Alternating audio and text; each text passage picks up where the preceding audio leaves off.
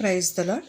ఈరోజు దేవుని వాక్య భాగము యెషయా గ్రంథము 40వ అధ్యాయము 31వ వచనము. యెహోవా కొరకు ఎదురుచూచువారు నూతన బలము పొందుదురు. వారు పక్షిరాజు వలె రెక్కలు చాపి పైకి ఎగురుదురు. అలయక పరిగెత్తుదురు, సొమ్మసిల్లక నడిచిపోదురు.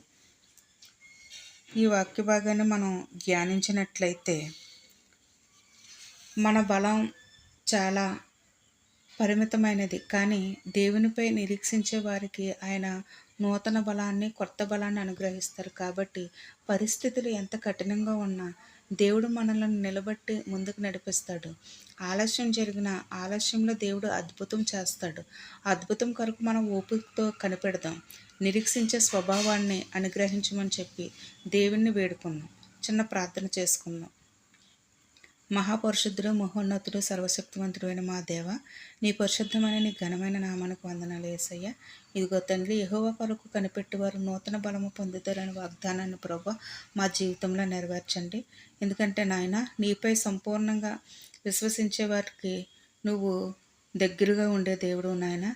నీపై సంపూర్ణంగా నిరీక్షించే విశ్వాసాన్ని మాకు అనుగ్రహించండి. మేము బలహీనపడిన ప్రతి సమయంలో మీ బలముతో మమ్మల్ని నింపండి. మా జీవితంలో ప్రతి పరిస్థితిలో యేసయ్య నిన్ను వెంబడించి నీ చిత్తాన్ని నెరవేర్చుటకు నాయన శక్తిని ప్రసాదించండి. కృప చూపించండి, నడిపించండి. యేసయ్య అతి శ్రేష్టమైన నామంలో అడిగి వేడుకొని పొందియున్నాము మా పరమ తండ్రి. ఆమేన్. దేవుడు మిమ్మలను సమృద్ధిగా దీవించి ఆశీర్వదించును గాక. ఆమేన్.